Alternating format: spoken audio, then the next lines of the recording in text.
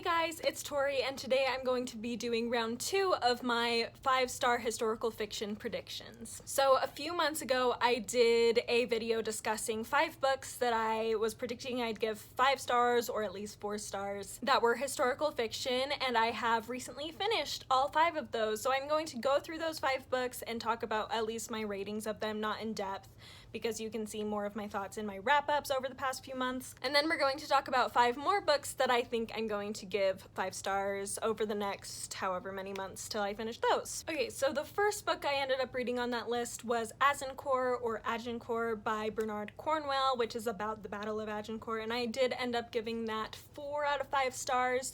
I really enjoyed the story, and it gave a good introduction to that time period and that battle in and of itself. But I didn't really love the writing style, so it kind of hindered it, but it still got a 4-star, which I still count as a success. Next, I read The Birth of Venus by Sarah Dunant, which I ended up giving 4.75 out of 5 stars, so a little bit closer to 5 stars, not quite there just because it had some consent issues in it, but overall it was an interesting story, and I actually have another Sarah Dunant I have put on this new list, which I'll talk about in a minute. Then I read I, Elizabeth by Rosalind Miles, which I ended up giving 4 out of 5 stars as well. So far none 5 stars, unfortunately, but I still really enjoyed this one. I don't know, there's something about the writing style in this one as well, similar to Azincourt, that I just didn't vibe with. So anyway, that was that. Then I read The Wars of the Roses Stormbird by Conn Iggulden, and I gave this one 5 out of 5 stars. Really enjoyed this, found it to be a great introduction to this early time period of the Wars of the Roses, which I didn't know as much about. I knew more about the end of the Wars of the Roses rather than the beginning. So anyway, it was really good, had great characterization, and the writing style in this worked a lot better for me than some of the other ones that I read. And last, I just barely a few days ago finished the last one, and that was The Alice Network by Kate Quinn, which is the only one I have because I just finished it, and I have it with me in my apartment. It's not at my parents' house with the rest of them.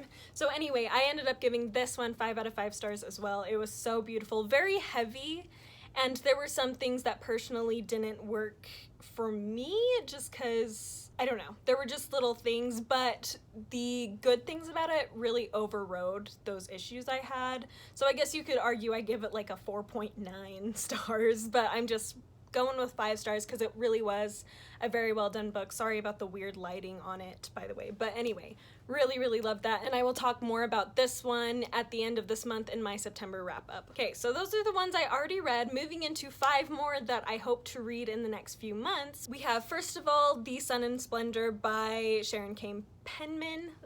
I'm trying to remember these authors because I don't have the books in front of me, so sorry if I hesitate a little bit. But anyway, I really want to read this. This is a story about Richard III, starting from his childhood, moving on up through his experiences. Definitely very pro Richard III, so I'm assuming it's going to paint him in a much better light than other things do. I am personally a very big Richard III fan, although I'm not one that I think he was a saint. I think he was just a human being with very strong faults and very strong positives about him, and so I'm really excited to read this and get to know him better. I'm actually currently listening to an audiobook that is a nonfiction book about him, and so I think it'll be fun to have done a little more research into his life overall before going into this, but I really want to read this. It's just really long, so I'm not sure when I'm going to get to it, which means my next 5-star predictions for historical fiction video might be a good deal ahead because this is like 900 pages, but still really want to read it. Next, we have a classic of historical fiction, and that is Wolf Hall by Hilary Mantel. This follows the story of Thomas Cromwell, who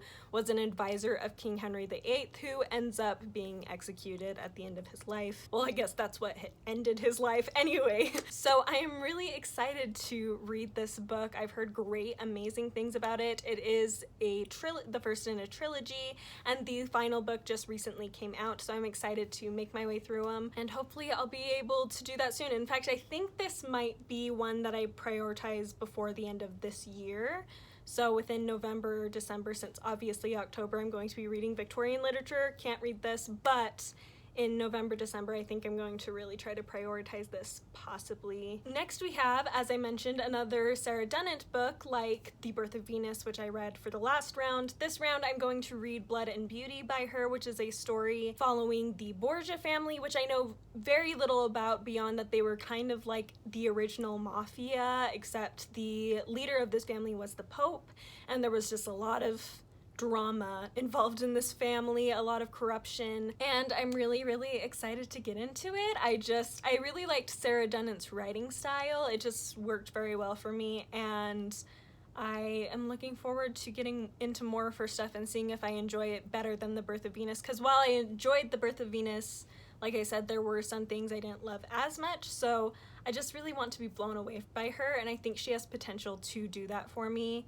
with the right story. Number 4, we have the only book I actually physically have with me at my apartment, but that is Wars of the Roses, Margaret of Anjou by Conn Iggulden. This is the second book in the Wars of the Roses. Oh, where can I put this where it won't shine so much? Okay, I think it's just gonna shine a little bit, a lot. Okay, anyway, I really, like I said, loved the first book, and I think this is going to start getting more into the meat of the Wars of the Roses. The first one just focused on the beginnings of it, some of the turnings of the tide, and some things that are driving the wars forward. It's titled Margaret of Anjou, so I'm hoping that that means that it's going to focus a lot on her and her influence on the Wars of the Roses, because I find her a fascinating character, and even after the first book in this series, I just really am excited to learn more about her and get to know her character better within this series and in real life as well. But anyway, really excited to read this, and I have high hopes that I'm going to like this even better than the first one. And for my 5th and final choice for this round, I have one to break up the Renaissance / medieval stuff I'm going to be reading and go with Sold on a Monday by Kristina McMorris,